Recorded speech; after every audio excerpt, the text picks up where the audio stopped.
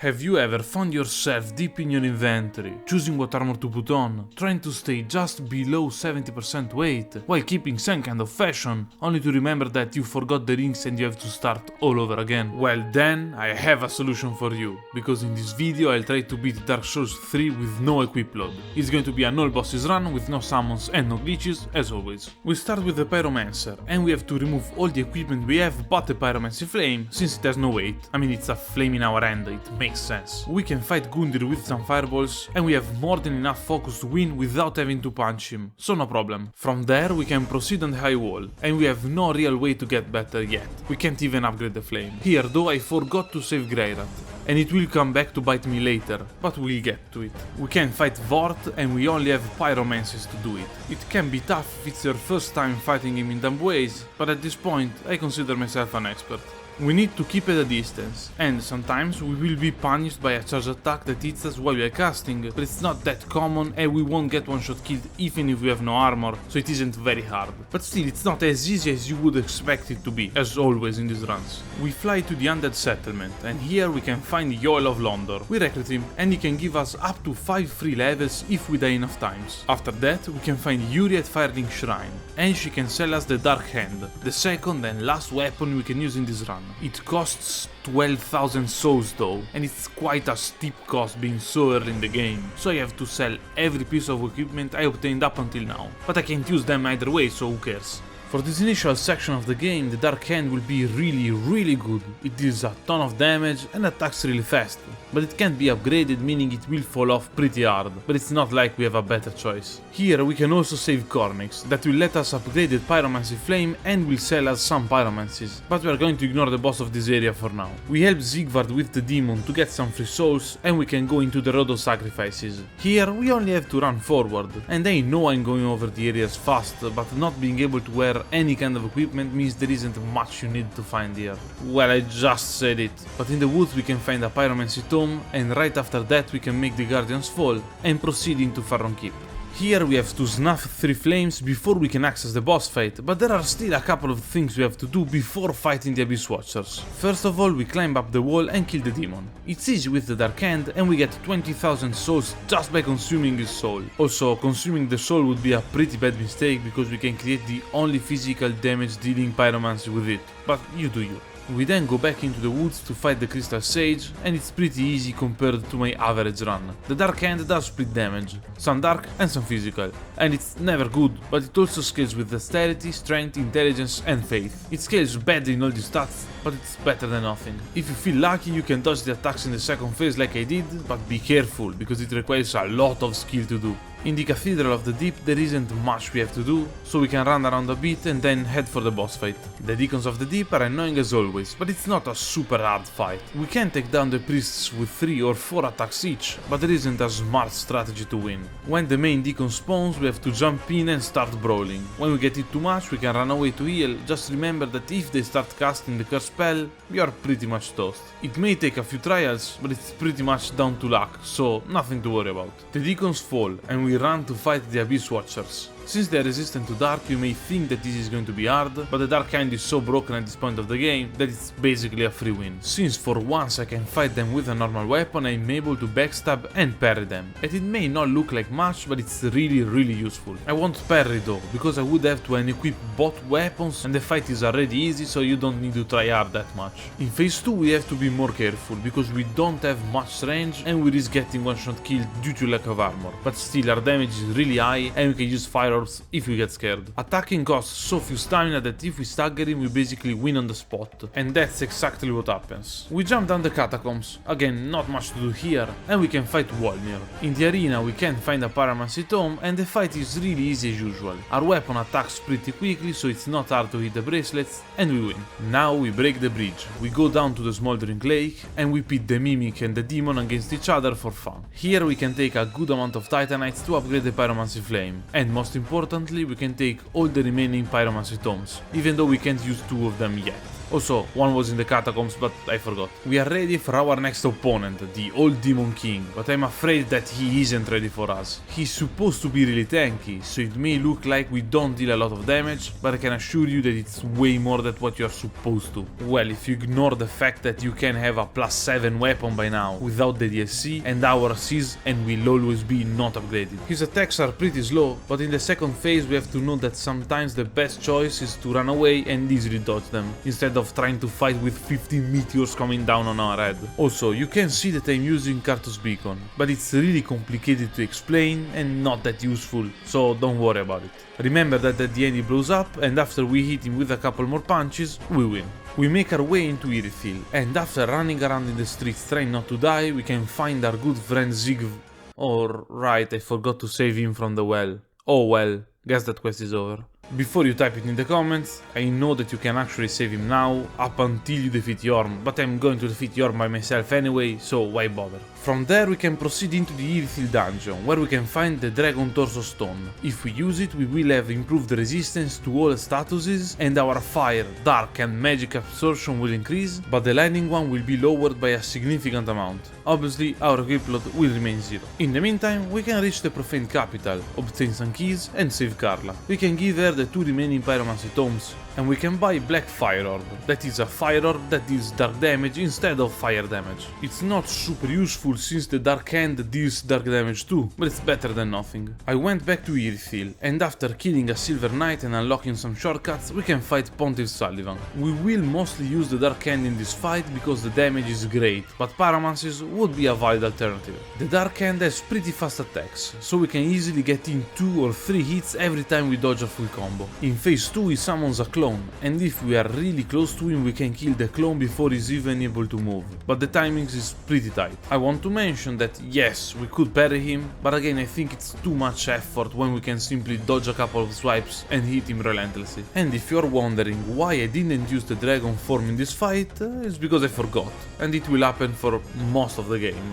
My bad. From there we can travel up to Anor Londo and we can fight Aldrich. They are resistant to dark, so I decided to mostly use Pyromancies. The Great Chaos Fire Orb is great, but we still don't have a lot of focus, so we need to use a bunch of Ancient Estus, and we can only cast 3 before we need to refill, but there isn't much more to this fight than avoiding their 3 ranged attacks and hitting them back. Before proceeding, we can go back and fight the Cursed Rotted Greatwood. It's an early game boss, so we can defeat it with these using Pyromancies and Dark Hand attacks. With its death, we can create some more Pyromancies with boss souls. Being more specific, we can create 2 of them. Chaosbed Vestiges with the Old Demon King soul, and Boulder Eve with the Stray Demon soul. Now we can fight the Dancer of the Boreal Valley, and since she's weak to dark, we brought with us the Dark Fire Orb. You can obviously decide to fight her with the Dark Hand, and honestly it isn't that hard, but since we are pretty far into the game now, not having an armor means we take a ton of damage every time we get hit. So being at a distance is pretty useful, especially against bosses like the Dancer that don't have a real way to punish us for it.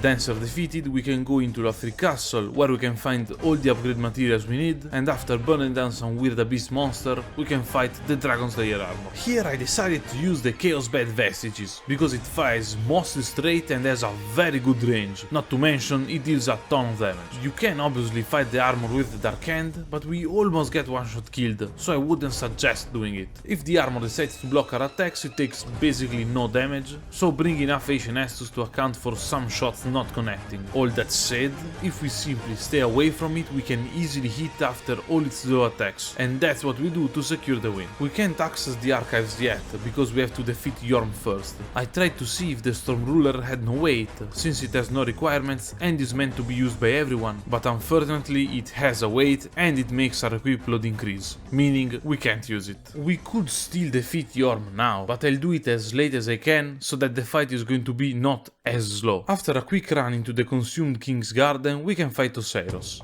This fight can be annoying if you only use Pyromancies, because he is fairly fast and we cast slowly, so he can punish us a lot. But at the same time it can be annoying with the Dark Hand only, because he can decide to run around a lot and you can't hit him. If we combine the two, though the fight becomes way easier. In the first phase we can attack with pyromancies almost risk-free since he can't reach us, and when phase 2 begins we can stand between his hind legs, and thanks to the Dark Hand and its fast attacks we can hit him a lot before we have to dodge. Here we can also punish him every time he decides to fly away or do a charge attack, and shortly after the fight ends. In the Untended Graves, while I am praying that my graphics card doesn't die, you can subscribe to help me afford a better one. We have to fight Gundyr again, and here a combination of pyromancies and Dark Hand is what we need. Staying away from him makes the first phase of the fight really easier, but when his eyes start glowing red, being able to keep a distance becomes harder, and you can choose if you want to play a slow and calculated fight, attacking only when he has some big openings with pyromancies, or if you want to fight more aggressively since the Dark Hand allows you to hit even between his combos.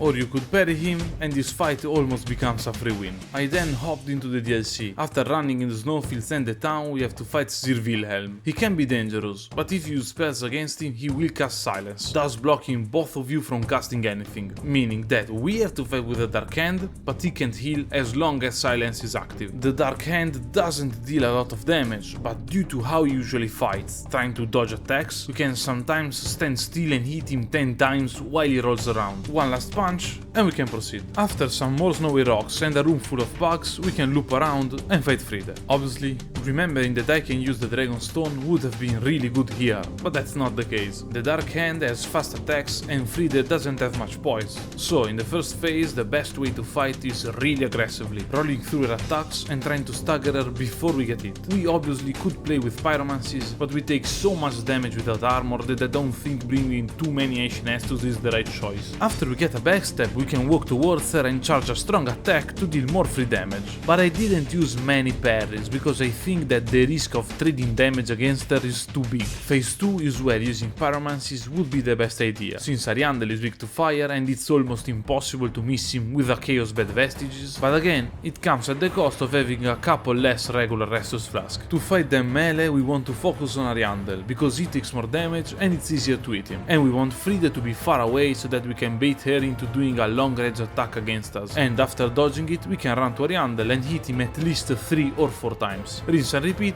and phase 3 begins. This is the hard part of the fight, because she attacks relentlessly and we have very short range and low damage, meaning that it's hard for us to interrupt one of her attack sequences, and we have to do it a lot of times in order to win. Backstabs are obviously very useful, but I brought with me a special weapon. Boulder Heave is really good, because if it connects, she will not only be interrupted, but she will be knocked down to the ground, allowing us to deal her even more free damage. It's a slow spell to cast, and remember that we can't have rings or equipment to cast faster, so we have to time it correctly, and sometimes we get punished for it. With one last backstab, this nightmare of a fight ends, and we can proceed into the other DLC. The drag heap isn't much more difficult than it would be if we were allowed to have equipment, mainly because we can ignore everything and run. For the second time in these runs, I die sitting at a bonfire, and like Dark Souls, please don't do this. Bonfires are the only safe place we have, but at least put a special animation on it to flex with friends. We have to fight the demons, and here I finally remembered to use the Dragon Torso Stone, so from now on, if you see that I'm not using it, assume that it's on purpose, or that I forgot again. I went in with only the Dark Hand, because this fight is long, and in order to do it with pyromancies, I would have to do it almost hitless. They are weak to dark according to the wiki, so we deal a decent amount of damage. Not a lot, but this boss fight is meant to be long. There aren't many ways to fight them, so what we do is simply stick really close to the melee one, that will miss us most of the time with his attacks, while dodging the ranged attacks from the other one that are really easy to tell. We can stagger them if we hit them in the head long enough, and as always I want to defeat the demon in pain first. When only one demon remains, he goes into a permanent melee mode, so we can stay under him, dodging rarely, and we can easily take him down. In phase 2 we deal not a lot of damage at all, but it should be neutral to dark damage, so we have to work with what we have. To defeat him, we want to roll into his attacks, as we did before, because if we are under him, he will miss us most of the time. This time, though, he has a couple of moves where he does a 180 degrees turn and can hit us really easily if we aren't expecting it. That said, there isn't much more to this fight. It's quite hard because we take a lot of damage and it's very long, and we have to learn his attacks and dodge them properly. We don't get one shot killed, but I never got hit by the laser, so I'm not sure about that. Honorable mention to the Kukri, the throwing daggers that deal big damage, scaling with your luck. They could be useful, but I forgot about them and didn't really need them. I have no idea if they are actually actually useful or not though. This boss can be reposted for a good damage bonus, and after a 15 minutes fight, we won. We can now walk in the main streets of the Ring City. Nothing that we have to do here aside from surviving, and we can tank Meteor's fire on the bridge, so no problem. We have to defeat him for the first time here, and he is resistant to both fire and dark, but thankfully Balter Heave deals physical damage, so we have to bait his forward facing fire breath attack for a couple of minutes, and after a riposte, he's dealt with, for now at least. Half-Light is waiting for us, and this fight is annoying as always, mostly because we have to wait a bunch of time at the beginning for the actual fight to begin. We can start with a backstab, but our range is really short and we take a lot, and I mean a lot, of damage, so using the Dark Hand isn't the wisest choice. We defeat the Painting Guardians first using Pyromancies, then we use Fire Orb to lower Half-Light HP until the second Guardian spawns. We defeat it using a Fire Orb, and now we have to manage our last bit of HP trying to avoid this poke and dealing damage with Pyromancies, remembering that he can decide to dodge them, and if we get too close he has some moves that can one-shot kill us. We play safely and take him down, and we could fight Gale now, but he's above our pay grade. We nap a bit and we make it to Archdragon's Peak, where we can fight the Wyvern normally. Yeah, like no poison, no strange techniques, we can just walk around and jump on its head. Unbelievable. Feels kinda good actually. The time has finally come. We have to fight Yhorm. This fight is long, like long. The fight where I killed him lasted more than this entire video, so you can imagine me with my knockoff GameCube controller starting the fight at the same time as you started watching this video, and I'll still be playing at the end, so you can drop a like for the effort.